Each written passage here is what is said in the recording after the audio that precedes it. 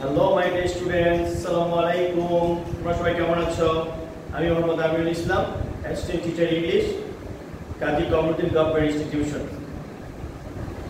আজকে তোমাদের মাঝে আমি নতুন আরেকটি ভিডিও নিয়ে হাজির হলাম।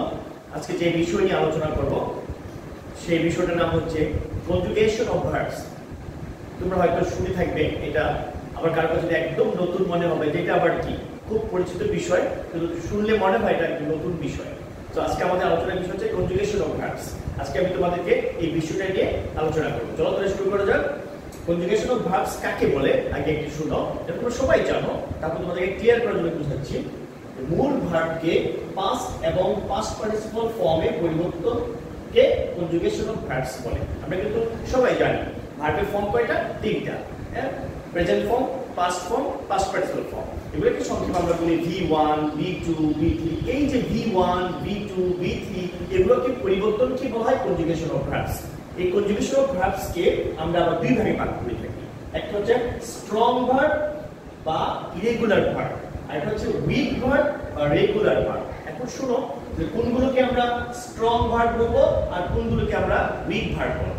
স্ট্রং ভার্ব হচ্ছে ওগুলা তুমি দেখবা যে ভার্বের শেষে বা মাঝে, যে ভার্বের মাঝে বা শেষের দিকে তুমি এন, en, ne এগুলো যোগ করে V2 এবং V3 অর্থাৎ past form and past participle ফর্মে পরিবর্তন করো।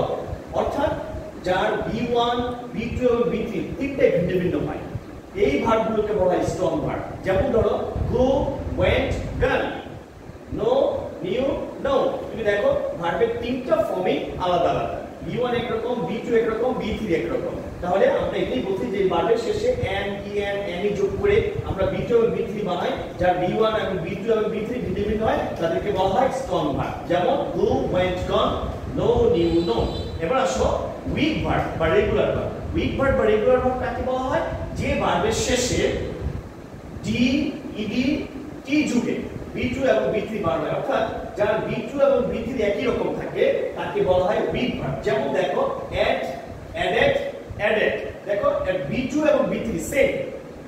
wait, waited, waited। যার V2 এবং V3 সেম। আমরা এটাই বলেছি যে ভার্বের শেষে আমরা নরমালি ডি, ইডি, টি যোগ করি, করে V2 এবং V3 বানাই, অর্থাৎ পাস্ট ফর্ম এবং পাস্ট পার্টিসিপল ফর্ম সেম থাকে, সেগুলোকে বলা হয় উইক ভার্ব বা রেগুলার ভার্ব। তাহলে আমি আশা করি তোমাদের আজকে থেকে এই কনজুগেশন অফ ভার্বসের প্রকারভেদ, স্ট্রং ভার্ব এবং উইক ভার্ব নিয়ে আর কোনো সমস্যা থাকবে না। তোমরা একদম ক্লিয়ার একটা আজকে আইডিয়া পেলা। এগুলো দেখে দেখে বারবার রিভিউ করো এবং বারবার পড়ো, তাহলে তোমার একদম ক্লিয়ার হয়ে যাবে এবং অনেক ভালো করতে পারবে। তাহলে আজকে এই পর্যন্তই। আল্লাহ হাফেজ, বাই বাই।